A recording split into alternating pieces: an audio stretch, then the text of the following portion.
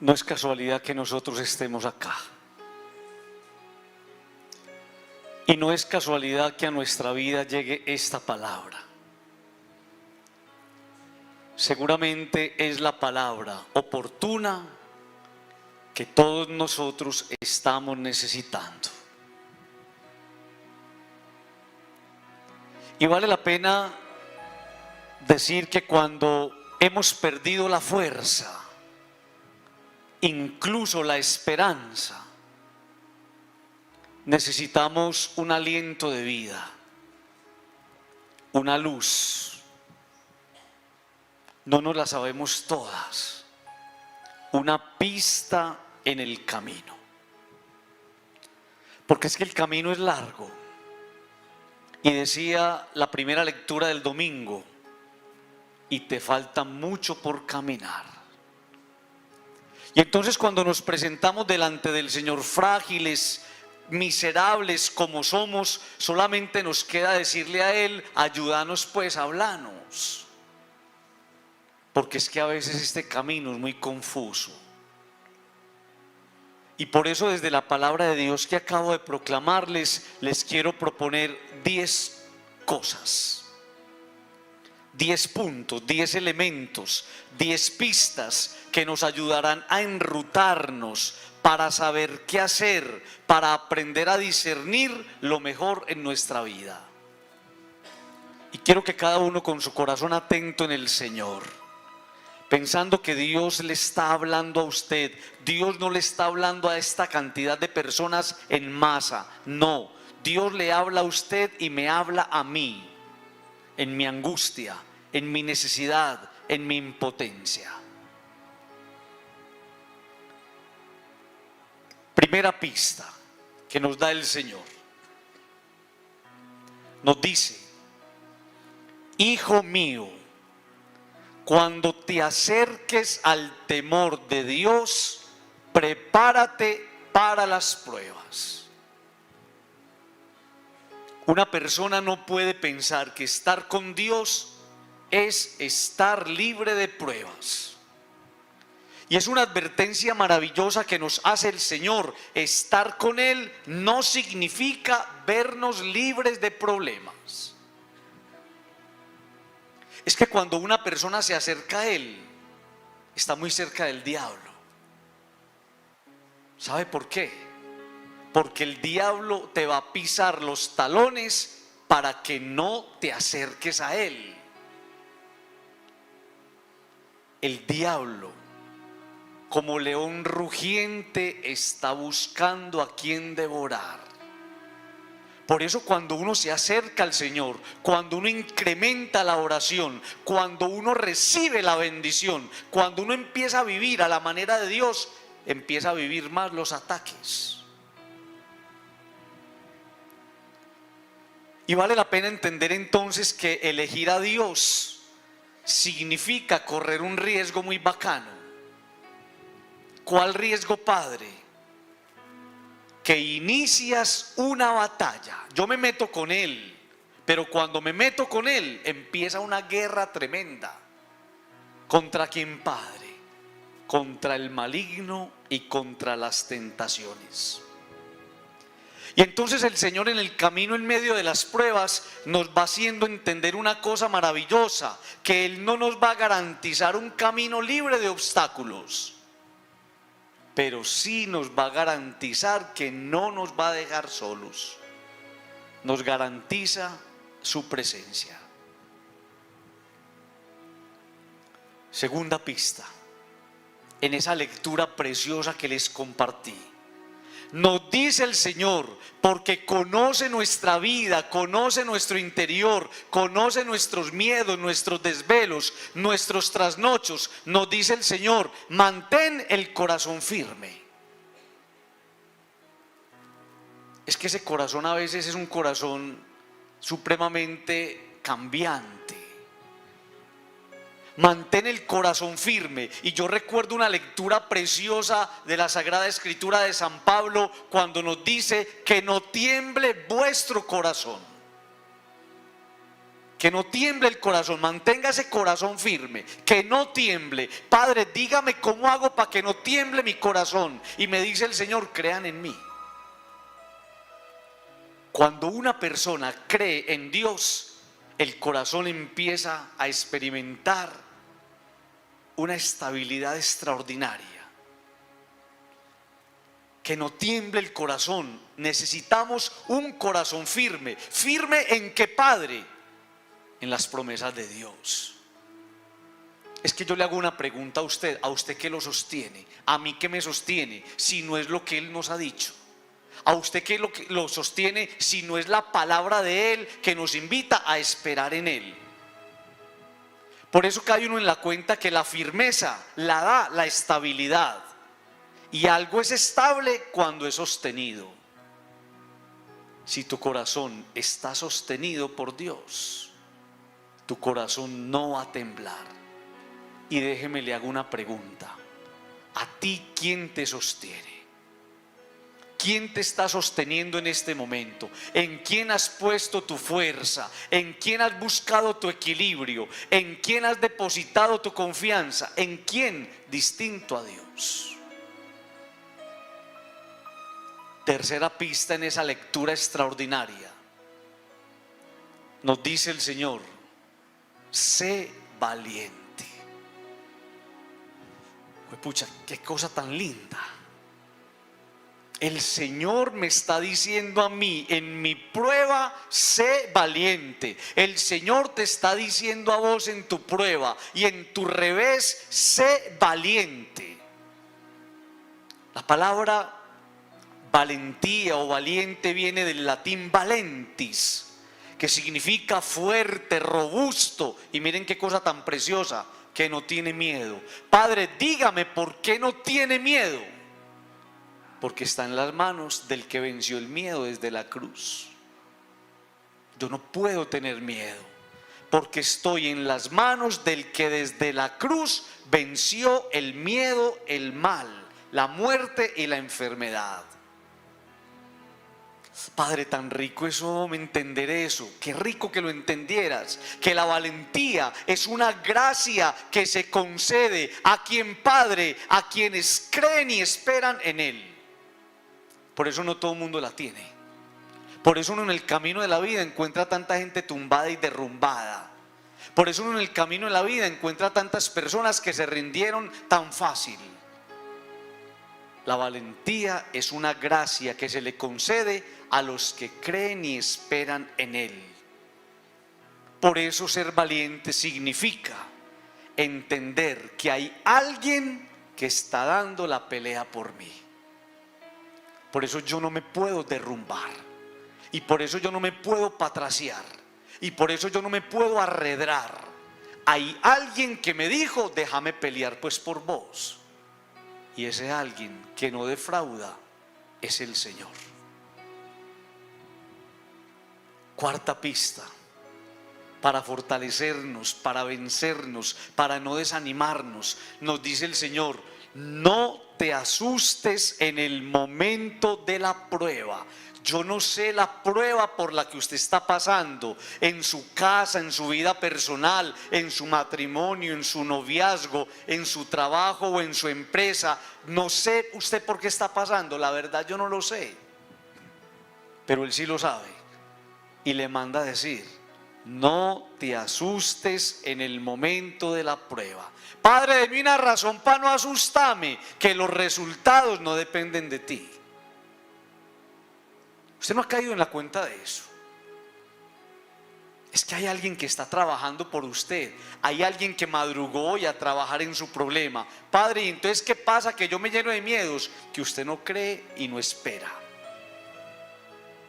Hay alguien que está trabajando en ti. Y por eso entendamos eso tan maravilloso.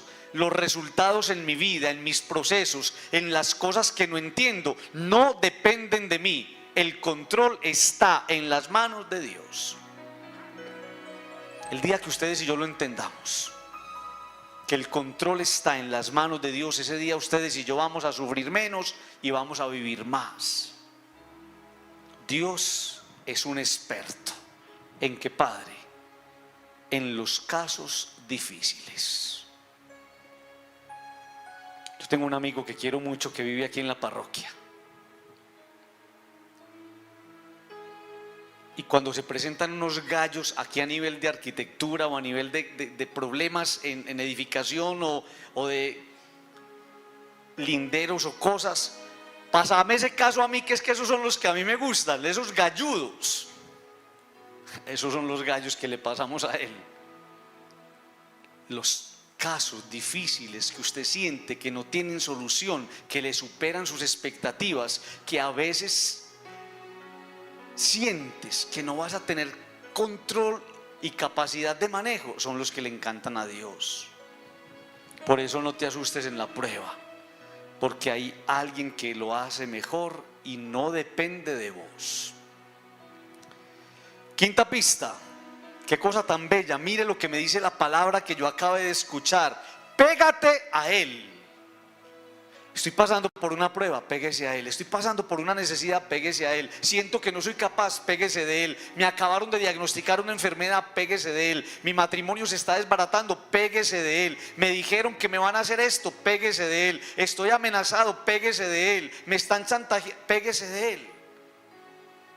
Y por eso pegarse a Él significa que usted tenga claro qué significa pegarse a Él. Significa vencer la tentación de los fetiches y de las idolatrías. Nada de cosas raras, nada de untarse cosas, nada de meterse cositas por acá, nada de cosas raras. Pegarse a Dios significa solamente Dios. ¿Usted cree eso? ¿Ustedes creen eso? Solamente Dios. Y eso es lo que significa permanecer en Él. Me pego a Dios, permanezco en Él, solo agarrado de su mano, yo sé que voy a vencer. ¿Cuántas batallas perdidas porque usted se agarró de la mano de Dios, pero su otra mano estaba agarrada a otra cosa? Perdiste. Y es aquí donde vale la pena recordar lo que nos ha dicho el Evangelio.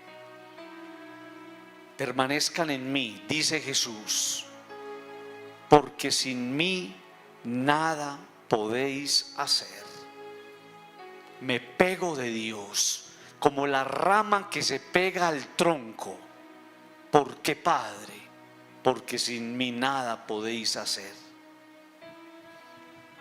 Sexta pista, me dice la palabra: no lo abandones. ¿A quién? A Dios. No lo abandones. Porque, Padre, porque el amor verdadero, el amor fiel, el amor limpio del bueno sabe quedarse.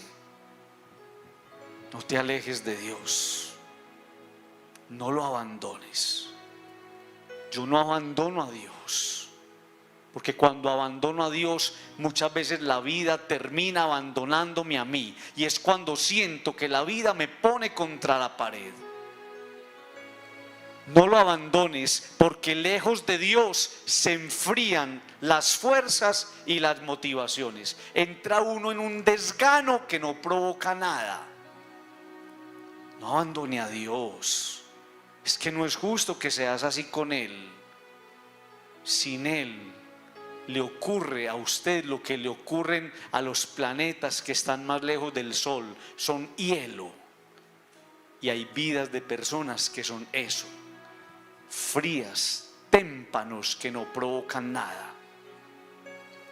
Y miren qué cosa tan triste. Abandonar a Dios significa abandonarse a la suerte de un mundo incierto. Con Dios vos estás seguro. Cuando te abandonas de Dios y abandonas a Dios, quedas a la deriva, a la suerte de un mundo que va a coger y te va a dar una patada donde vos y yo sabemos. Séptima pista. Mire qué cosa tan bella. Acepta cuanto te suceda. Padre, a mí me cuesta tanto eso, hombre. Claro, ¿sabe por qué le cuesta? Porque la aceptación es una gracia. ¿Y qué es eso, Padre? Es leer en clave de fe los designios de Dios. Por alguna circunstancia que usted y yo no entendemos, eso está pasando. Pero Dios sí lo sabe. Y eso es lo que se llama aceptación. Aceptar es decirle a Dios que esperamos en Él, que todo lo hace bien. Es que yo no estoy esperando en el Señor de la esquina. No, ese Señor me va a quedar mal, hombre. No, yo espero en el Señor de arriba, que Él todo lo hace bien. Aceptar significa creer que todo lo que sucede en Dios tiene un feliz desenlace. Eso es aceptar. Aceptar lo que me sucede es entender que todo lo que sucede va a tener un feliz desenlace en Dios. Octava pista, me dice la palabra, confía en Dios. Confía en Dios, qué cosa tan extraordinaria. No es fácil confiar, qué cosa tan galluda, difícil.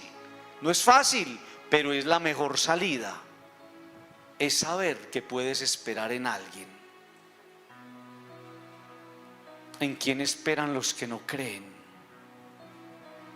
No es fácil confiar, pero siempre en tu angustia, cuando el mundo te cierra las puertas, es la mejor salida. Es decirle a Dios, ¿sabe qué, Señor? Hágalo usted, hermano, porque estoy convencido que usted lo hace mejor que yo. ¿No le parece muy lindo eso? Eso es confiar en Dios. Hágalo usted porque yo no soy capaz de hacerlo como tú lo haces. Confiar significa fiarse de alguien. Es la fiducia, es fiarse de alguien. Ese alguien no es cualquiera. Yo me fío de alguien, pero es que ese alguien no es cualquiera. ¿Cómo así, Padre? ¿Quién es? El que dijo que era el Salvador, hombre. ¿Cómo no vas a confiar en el que dijo yo soy el Salvador? Que ha venido a levantarte, a rescatarte, a salvarte de donde te metiste. Novena pista. Dice la palabra, mire qué cosa tan linda. Esas cosas no me las inventé yo. Es la lectura que les leí del libro del Eclesiástico. Espera en Él. ¿Por qué me cuesta tanto, Padre? Hombre, porque la esperanza es una virtud propia del que ha rasgado el velo de la incredulidad. ¿Sabe usted cuándo aprende a esperar? Cuando aprende a creer. Claro, yo creo en Él, rasgué el velo, y porque creo en Él, soy capaz de esperar en Él. Esperar significa que he tomado una decisión, cual padre, la más inteligente que podría tomar una persona en cualquier rincón del mundo. ¿Cuál padre? Dejarlo todo en sus manos. Dígame usted, ¿en qué mejores manos va a estar tu problema? ¿En qué mejores manos va a estar tu dificultad? ¿En qué mejores manos va a estar tu tristeza? ¿En qué mejores manos va a estar tu enfermedad? ¿En qué mejores manos van a estar tus hijos? ¿En qué mejores manos va a estar tu matrimonio si no en las manos de Dios? Padre, ¿y por qué esas son las mejores manos? Porque la esperanza en Dios no defrauda. La esperanza en Dios no defrauda. Siempre señala un camino. Cuando esperas en Él, se abre un camino promisorio.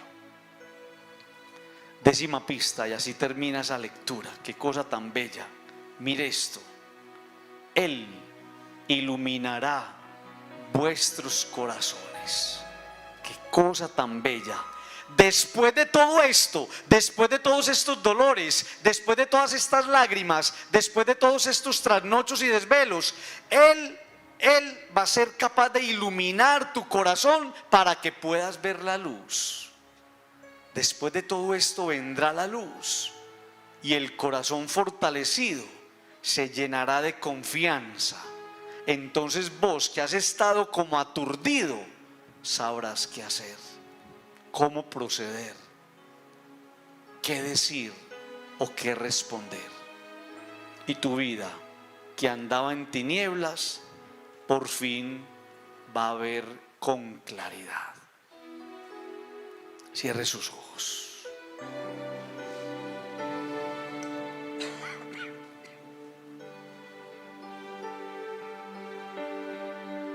Con sus ojos cerrados.